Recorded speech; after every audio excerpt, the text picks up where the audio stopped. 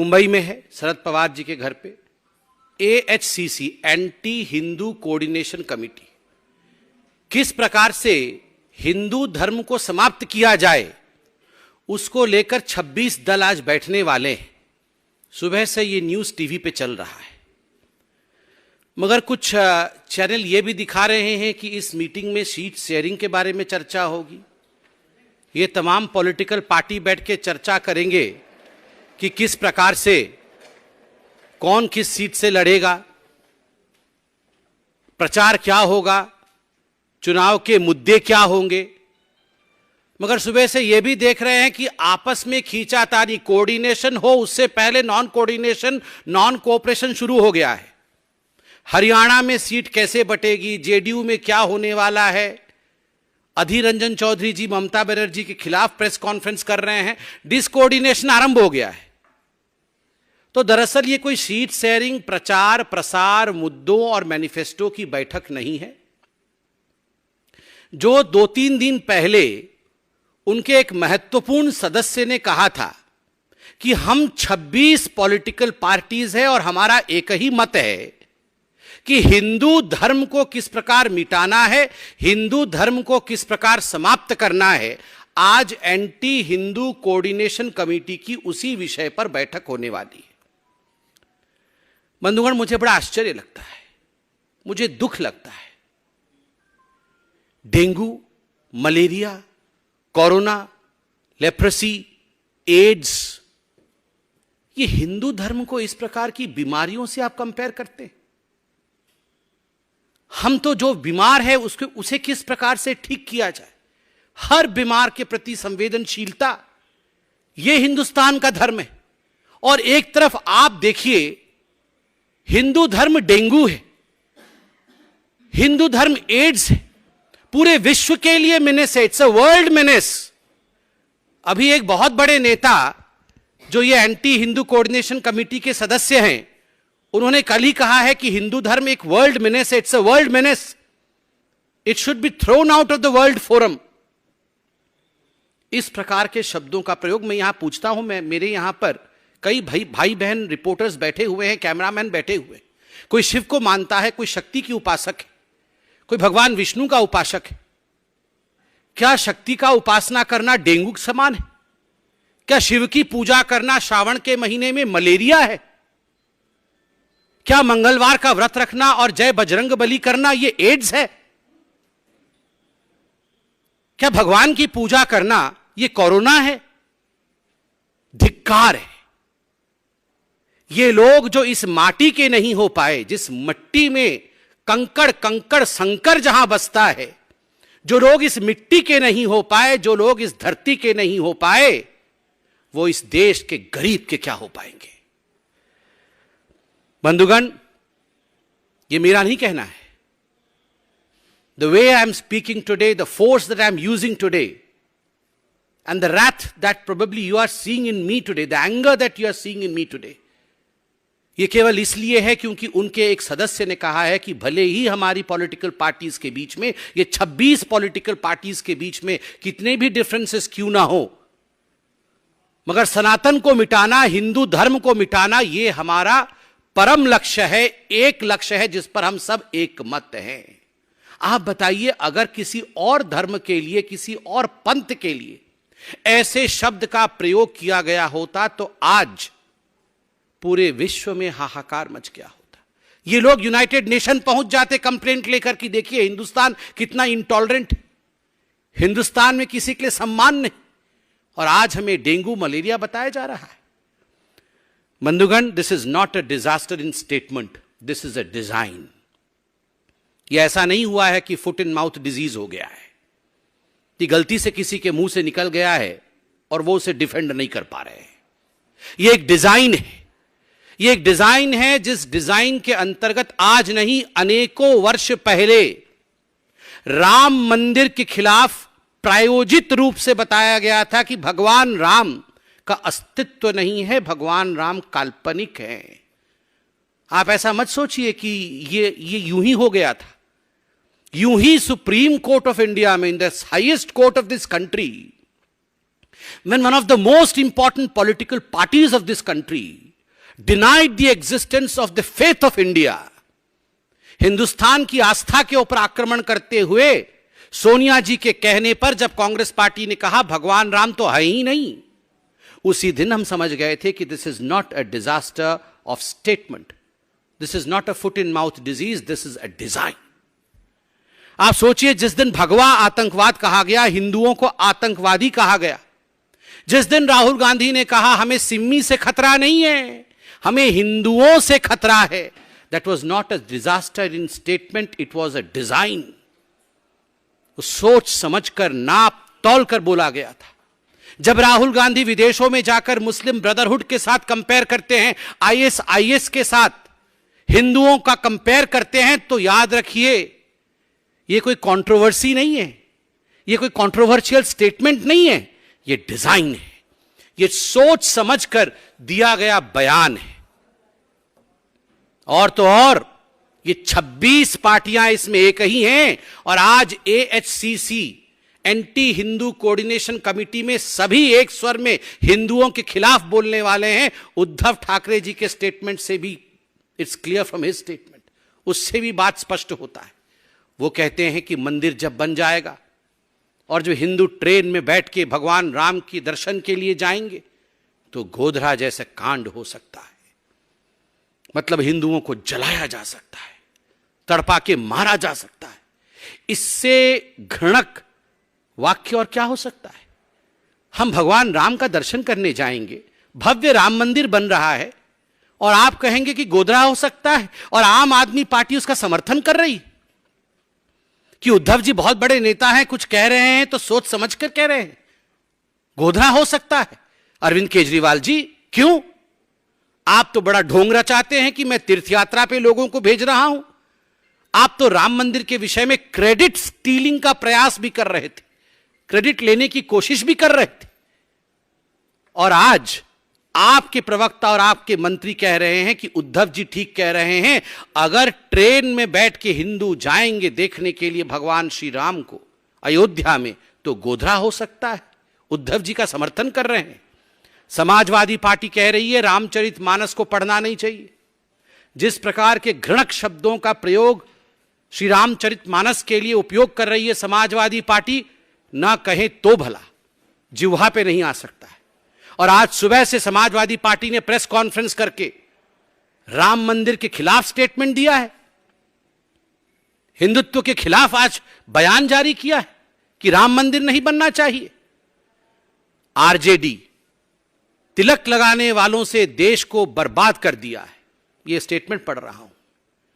कल का स्टेटमेंट है उनके एक बहुत बड़े कद्दावर नेता का कि इस देश को यदि किसी ने बर्बाद किया है तो तिलक लगाने वालों ने बर्बाद किया है. आप और हम जब एग्जाम लिखने जाते हैं, आप और हम और हमारे बच्चे जब परीक्षा लिखने जाते हैं, तो हमारी माएं हमारे ललाट पर विजयी भव करके तिलक लगाती हैं. हजारों वर्षों से सैनिकों की पत्नियों ने तिलक लगाया है. हजारों वर्षों से ईश्वर को याद करते हुए हमारे बुजुर्गों ने हमारे ललाट पर तिलक लगाया है. हमने इस देश को बर्बाद किया है. राखी जब बांधा जाता है तो बहन अपने भाई के सर पे तिलक लगाती है. क्या भाई देश को बर्बाद कर देता है? क्या भाई बहन को बर्बाद कर देता है? तिलक लगाने वालों ने देश को बर्बाद किया है. आम आदमी पार्टी, आप सोच के देखिए, यह वही पार्टी है.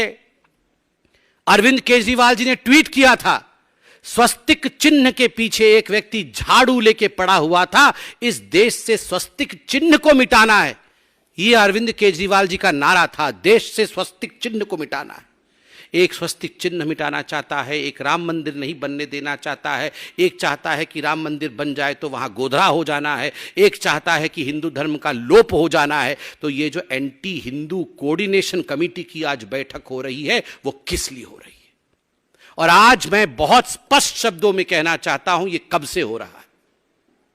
जब से एंटोनियो माइनो इस देश में आई हैं, एक साजिश के अंतर्गत इस देश में हिंदू विरोधी गतिविधि चल रहा है, by the design of Antonio माइनो.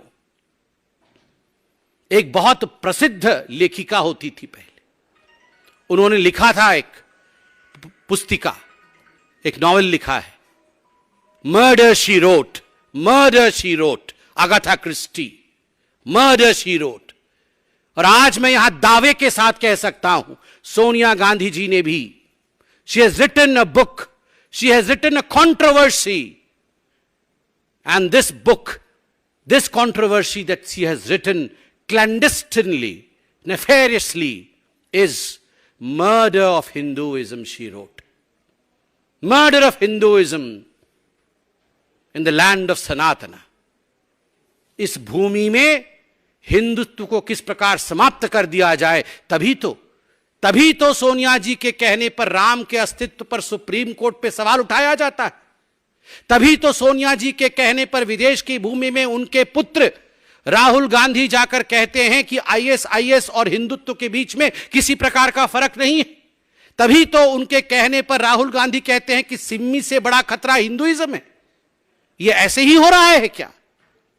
She has written this controversy, Murder of Hinduism by Antonio Maino. मगर मैं भी आज कहना चाहता हूं, हम भी आज कहना चाहते हैं, लाख कोशिश कर ले सोनिया गांधी, लाख कोशिश कर ले सोनिया गांधी, हिंदू धर्म का न कभी बाल बांका हुआ था, न कभी बाल बांका होगा, और न कभी हिंदू धर्म मिटेगा। वो शाश्वत था, वो सनातन था, वो सत्य था, वो सत्य रहेगा, सत्य है, और भविष्य में भी अविरल गंगा की तरह बहने वाली धर्म का नाम, बहने वाले सत्य का नाम हिंदुत्व है, हिंदू है। उसे कोई नहीं मिटा सकता। सत्यम शिवम सुंदरम, वो सत्य है, वो सुंदर है, वो शिव है। हिम्मत किसकी जो शिव को मिटा दे, हिम्मत किसकी जो सत्य को मिटा दे, हिम्मत किसकी जो सनातन को मिटा दे। कण कण में यहां सनातनी है, कण कण में यहां शंकर है। और हम सब जब भी सनातन के ऊपर आक्रमण होता है, जब भी हिंदू धर्म के ऊपर आक्रमण होता है, शिवाजी खड़े होते हैं। और आज लोकतांत्रिक रूप से प्रत्येक हिंदुस्तानी छत्रपति शिवाजी बन के खड़ा होगा और हिंदुस्तान में सनातन की रक्षा के लिए लोकतांत्रिक मत का प्रयोग करके किसी भी कीमत पे यह एंटी हिंदू कोऑर्डिनेशन कमेटी की जो चेष्टा है कि हिंदुइज्म को मिटा दिया जाए, यह लोकतांत्रिक रूप से संभव नहीं होने देगा। आज भारतीय जनता पार्टी इसका ऐलान करती है कि हम सब एक हैं, सबका साथ, सबका विकास, सबका विश्वास, सबका प्रयास, यही देश के माटी को, यही देश के संस्थान को, यही देश के संस्कृति को बचाने का काम करेगी। बहुत बहुत धन्यवाद। प्रज्ञा CNN. Sorry.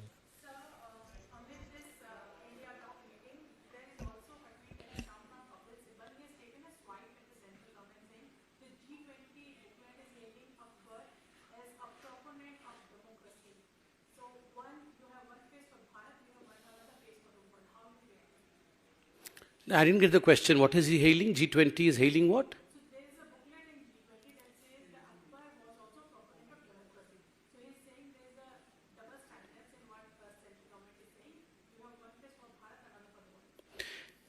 See, I understand, as far as G20 is concerned, I'm pained with the fact that the world is applauding the efforts made by the Indian Prime Minister, Honorable Sri Narendra Modi ji. It's a great victory not only for India, but I would say it's a victory for mankind. Under such scenarios, we may belong to different political parties in the country, but astonishingly, people like Kapil Sibal, who have been changing political parties for their personal gains, still have the voice questioning G20. They should introspect that it is about the beauty of this country. It is not about political party.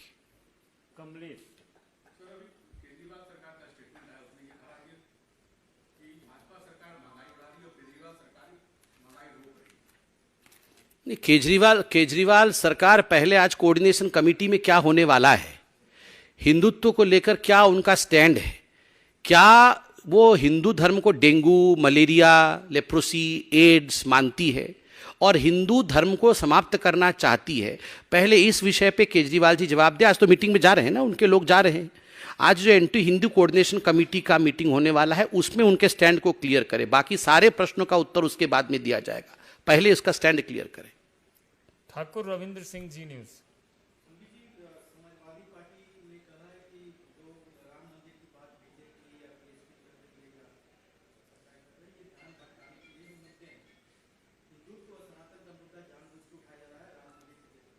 तो ये ना बोले ना, अगर वो चुप रहेंगे, हिंदू धर्म के खिलाफ ना बोलेंगे, तो उनके कहे अनुसार ध्यान भटकेगा नहीं। हिंदू धर्म को खत्म करना है, हम डेंगू है, हम मलेरिया है, हम एड्स है, हम लेप्रोसी है, ये तो उन्होंने ही बताया है। राम मंदिर नहीं बनना चाहिए, गोदरा हो जाएगा, उन्होंने बोला है। अब बोलेंगे तो हम रिएक्ट भी ना करें। ऐश्वर्या पालीवाल।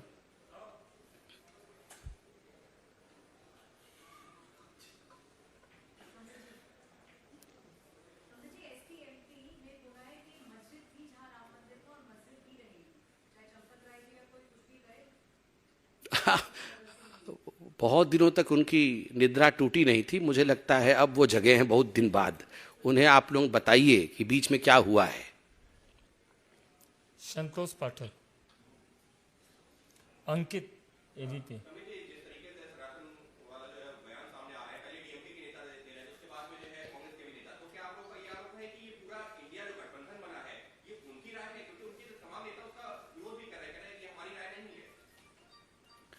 नहीं, ये चित भी मेरी पट भी मेरा, ऐसा तो नहीं होता है ना। अब पहले तो मैं आपसे भी निवेदन करूंगा, ये अधर्मी गठबंधन है, इस गठबंधन को कोई और नाम मत दीजिए। जो इस देश के मूल को समाप्त करना चाहता है वो कभी गठबंधन ही नहीं हो, वो अधर्मी है। और चित भी मेरी पट भी मेरा, वो बोलेगा तो भी मैं उसके साथ रहूंगा, मगर मेरा राय नहीं है, ये हिंदुस्तान की जनता सब समझती है। Arun CNN।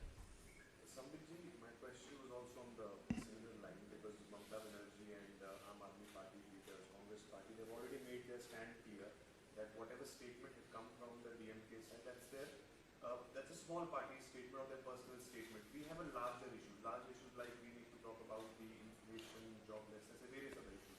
That's what they're saying. See, as far as the Ghamandiya alliance is concerned, all the components of this Ghamandiya alliance, you mean to say some of them are saying that DMK is a small partner? So who is the big partner? My question is, who is the big wheel around which everyone is revolving?